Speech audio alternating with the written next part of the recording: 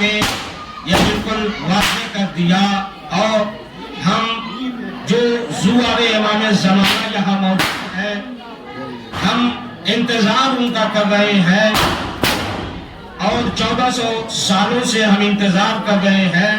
ہم اپنے امام کے بارے میں چند چیزیں معلوم کریں کہ آپ کی ولادت کب ہوئی۔ آپ کی ولادت سن 255 ہجری ہے۔ بعد میں بات کر لیجئے گا بھائی، پہلے تھوڑا سا متوجہ ہو جائیے۔ 205 ہجری میں ولادت ہوئی، اور آپ کی ماں کا نام نرجس خاتون ہے، اور آپ کے والد محترم کا نام امام حسن عسکری محمد وآل محمد۔ عزیزان محترم، امام کے جو ہم منتظر ہیں، امام کے جو ہم چاہنے والے ہیں، امام کے ہم ماننے والے ہیں، تو کیا یہ ہم جو امام کا دم بھرتے ہیں کہ ہم امام کے ماننے والے ہیں، امام کے چاہنے والے ہیں، امام کا انتظار کرنے والے ہیں، تو کیا ہمارے اندر وہ خصوصیات پائی جاتی ہے جو امام کے اندر، چاہنے والوں کے اندر پائی جاتی ہے؟ اہل بیت علیہ السلام ہم سے کچھ مطالبے کیے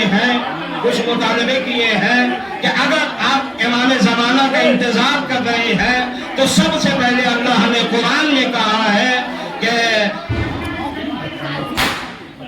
فالتو بے مصرف پیسہ خرچ کرنے والے یہ شیطان کے بھائی ہوتے ہیں۔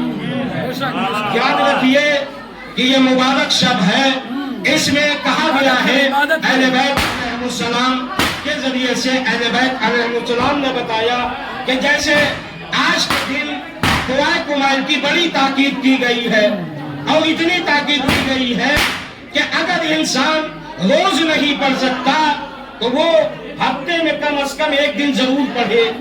کہا اگر ہفتے میں بھی نہیں پڑھ سکتا تو وہ مہینے میں ایک مرتبہ پڑھے، اور اگر مہینے میں بھی نہیں پڑھ سکتا تو وہ آج کی شب دعائے کمائل پڑھے، آج کی شب دعائے کمائل پڑھے۔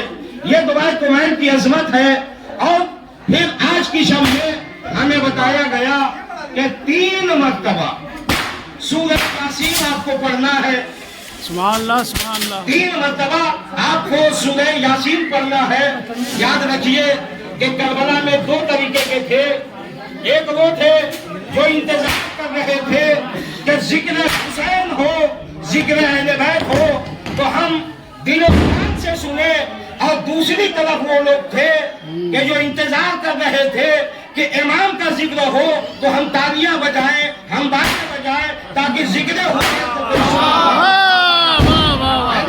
کربلا میں 2 طریقے کے لوگ تھے، ایک وہ تھے جو امام کی باتوں کے منتظر تھے، دوسرے وہ تھے کہ جب امام بولتے تھے تو وہ تالیاں بجاتے تھے، وہ شور کرتے تھے، کسی کو سننے نہیں دیتے تھے۔ تو یاد رکھیے یہ مبارک شب ہے، ان کا تذکرہ ہو رہا ہے، ہمیں غور سے سننا چاہیے کہ ہمیں آج کی شب میں کیا کرنا ہے۔ یہ شب اتنی معتبر شب ہے کہ اگر انسان ایک مرتبہ سورہ یاسین پڑھے تو امام فرماتے ہیں کہ اس کی زندگی طویل ہو جائے گی۔ کہا دوسری مرتبہ اگر اسی رات میں وہ سورہ یاسین کی تلاوت کرے تو کہا کہ وہ کبھی بھوکا نہیں مرے گا، یعنی اس کے رزق میں اتنا اضافہ ہو جائے گا کہ وہ سوچ بھی نہیں سکتا۔ کہا اس شب میں اگر وہ تیسری مرتبہ سورہ یاسین کی تلاوت کرے تو کہا کہ اس کے خاندان کے افراد، اس کے گھر والوں میں کوئی مصیبت نہیں آئے گی، کوئی بیماری نہیں پیدا ہوگی، کہا ہر مصیبتوں آفات سے وہ دور رہے گا۔ یہ مبارک شب ہے، یاد رکھیے کہ ہم اس میں ہنس کے، یاد رکھیے کہ آپ دعاؤں کے بارے میں چونکہ نیٹ ہے، آپ مسلسل سنتے ہیں، واٹس ایپ پہ بھی آتا ہے کہ ہمیں اعمال میں یہ کرنا ہے، یہ کرنا ہے، اعمال میں ہمیں یہ کرنا ہے، دعائے کمائل پڑھنی ہے، اسے کیسا پڑھنی ہے، زیارت امام حسین علیہ السلام پڑھنی ہے۔ اس لیے پڑھنی ہے کہ آج کی رات 1,24,000 انبیاء کرام امام حسین کے در پہ جاتے ہیں امام حسین سے ملاقات کرنے کے لیے۔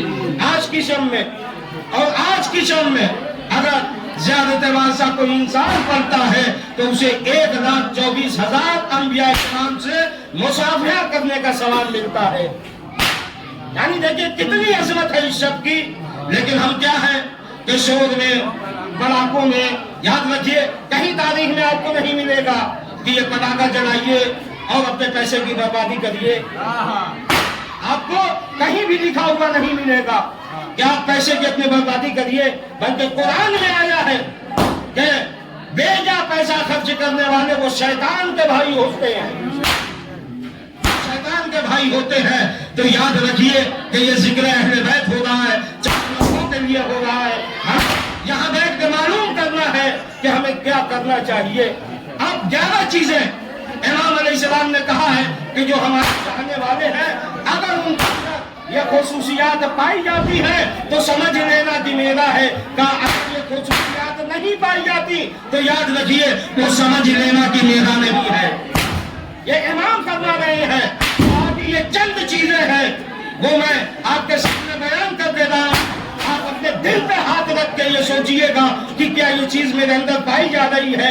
اگر آپ کے اندر پائی جا رہی ہے تو سمجھیے گا کہ آپ امام کے سچے انتظار کرنے والے ہیں. اگر نہیں پائی جا رہی ہے تو آپ یاد رکھیے کہ آپ شیعہ نہیں ہیں, آپ امام کے چاہنے والے نہیں ہیں. چونکہ یہ مطالبہ امام کا ہے. ایک بار صلوات پڑھیے محمد